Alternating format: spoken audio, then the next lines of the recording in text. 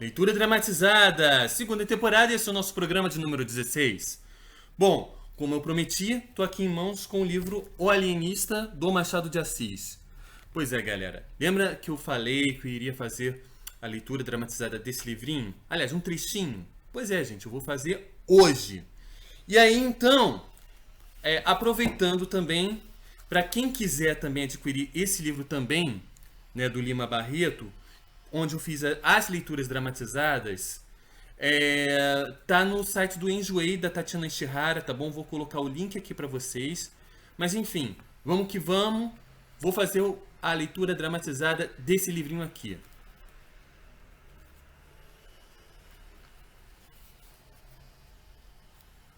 De como Itaguaí ganhou uma casa de Oráteis.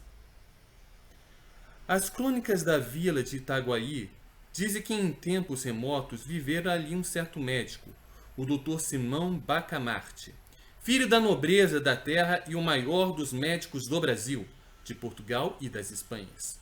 Estudara em Coimbra e Pádua.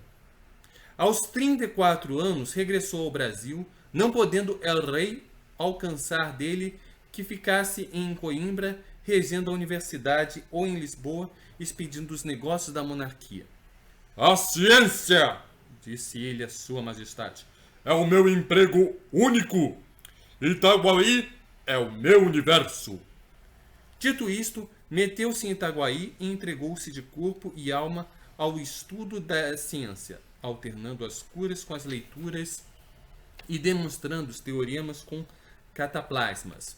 Aos 40 anos, casou com Dona Evarista da Costa e Mascarenhas, senhora de 25 anos, viúva de um juiz de fora e não bonita nem simpática.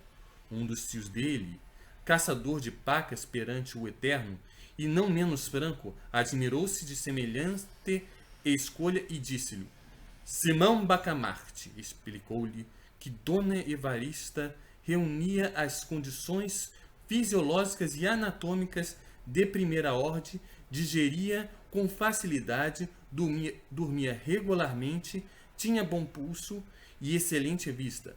Estava assim apta para dar-lhe filhos robustos, sãos e inteligentes. Se além dessas prendas únicas dignas da preocupação de um sábio, Dona Evarista era mal composta de feições, longe de lastimá-lo, agradecia-o a Deus, porquanto não corria o risco de preterir os interesses da ciência na contemplação exclusiva, miúda e vulgar da consorte. Dona Evarista mentiu às esperanças do Bacamarte, não lhe deu filhos robustos nem mofinos. A índole natural da ciência é a longanimidade. O nosso médico esperou 3 anos, depois 4, depois 5. Ao cabo desse tempo, fez um estudo profundo da matéria. Releu todos os escritores árabes e outros que trouxera para Itaguaí, enviou consultas às universidades italianas e alemãs, e acabou por aconselhar à mulher um regime alimentício especial. A ilustre dama, nutrida exclusivamente com a bela carne de porco de Itaguaí, não atendeu às admoestações do esposo e à sua resistência explicável, mas inqualificável, devemos à total extinção da dinastia Bacamartes. Mas a ciência tem o inefável dom de curar todas as mágoas. O nosso médico mergulhou inteiramente no estudo e na prática da medicina. Foi então que um dos recantos destas lhe chamou a especial atenção, o recanto psíquico. O exame da patologia cerebral. Não havia na colônia, ainda no reino, uma só autoridade em semelhante matéria mal explorada ou quase inexplorada. Simão Bacamarte compreendeu que a ciência lusitana, e particularmente a brasileira, podia cobrir-se de loucos imarcessíveis, expressão usada por ele mesmo, mas em um arrôntubo de intimidade doméstica. Exteriormente era modesto, segundo convinham os sabedores. A saúde da alma, bradou ele, é a ocupação mais digna do médico. Do verdade, médico, emendou Crispim Soares. boticário da vida e um dos seus amigos e comensais. A verança de Itaguaí, entre outros pecados de que é arguida pelos cronistas, tinham de não fazer casos dos dementes. Assim é que cada louco furioso era trancado em uma alcova, na própria casa, e não curado, mas descurado, até que a morte o vinha desfraudar do benefício da vida. Os mansos andavam à solta pela rua. Simão Bacamarte entendeu, desde logo, reformar tão ruim costume, pediu licença à Câmara para agasalhar e tratar um edifício que ia construir todos os loucos de Itaguaí e das demais vilas e cidades, mediante um estipêndio que a Câmara lhe daria quando a família do enfermo o não pudesse fazer. A proposta excitou a curiosidade de toda a vila e encontrou grande resistência. Tão certo é que a dificuldade é que dificilmente se desraigam hábitos absurdos ou ainda maus. A ideia de meter os loucos na mesma casa, vivendo em comum, pareceu em si mesma um sintoma de demência e não faltou quem insinuasse a própria mulher do médico. Olhe, Dona Evarista, disse-lhe o padre Lopes, vigário do lugar, veja se seu marido dá um passeio ao Rio de Janeiro. Isso de estudar sempre não é bom vir ao juízo.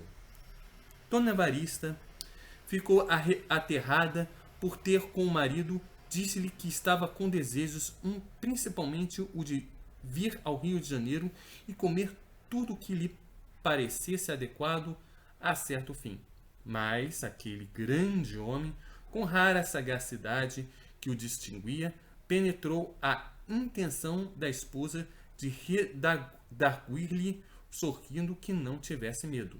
Dali foi à Câmara, onde os vereadores debatiam a proposta, e defendeu-a com tanta eloquência que a maioria resolveu autorizá-lo ao que pedira, voltando ao mesmo tempo um imposto destinado a subsidiar o tratamento, alojamento e mantimento dos doidos podres.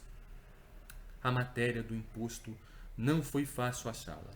Tudo estava tributado em Itaguaí. Depois de longos estudos, assentou-se em permitir o uso de 2 penachos nos cavalos dos enterros.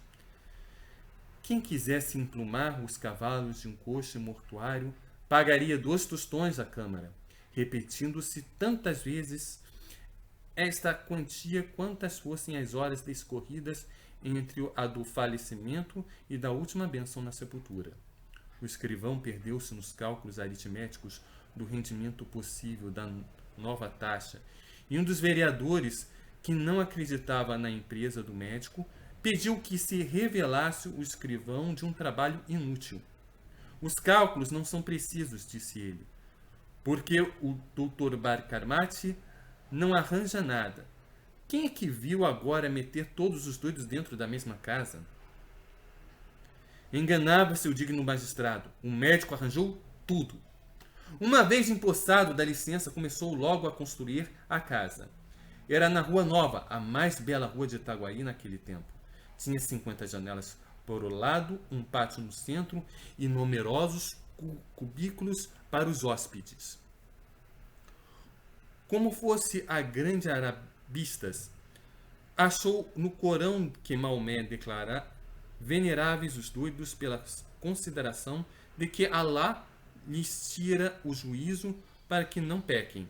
A ideia pareceu-lhe bonita e profunda, e ele a fez gravar no frontispício da casa.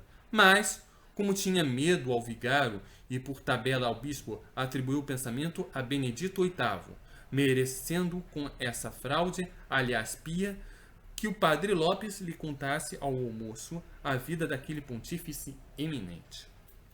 A Casa Verde foi um nome dado ao asilo, por alusão à cor das janelas, que pela primeira vez apareciam verdes em Itaguaí. Inaugurou-as com imensa pompa, de todas as vilas e povoações próximas e até remotas, e a da própria cidade do Rio de Janeiro correu gente para assistir às cerimônias que duraram 7 dias. Muitos dementes já estavam recolhidos, e os parentes tiveram a ocasião de ver o carinho paternal e a caridade cristã com que eles iam ser tratados. Dona Evarista, contentíssima com a glória do marido, vestiu-se luxuosamente, cobriu-se de joias, flores e sedas. Ela foi uma verdadeira rainha naqueles dias memoráveis. Ninguém deixou de ir visitá-la 2 ou 3 vezes, apesar dos costumes caseiros e recatados do século.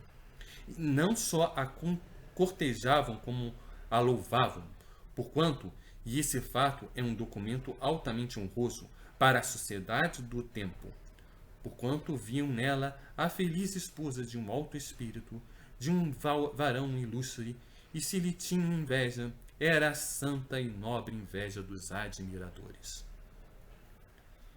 Ao cabo de 7 dias expiraram as festas públicas. Itaguaí tinha finalmente uma casa de Orastes. Casa de Orastes quer dizer Casa dos Loucos. É isso aí, pessoal. Dá um like aqui e se inscreve no canal. E o mais importante, fique em casa. Um grande abraço a todos e tchau!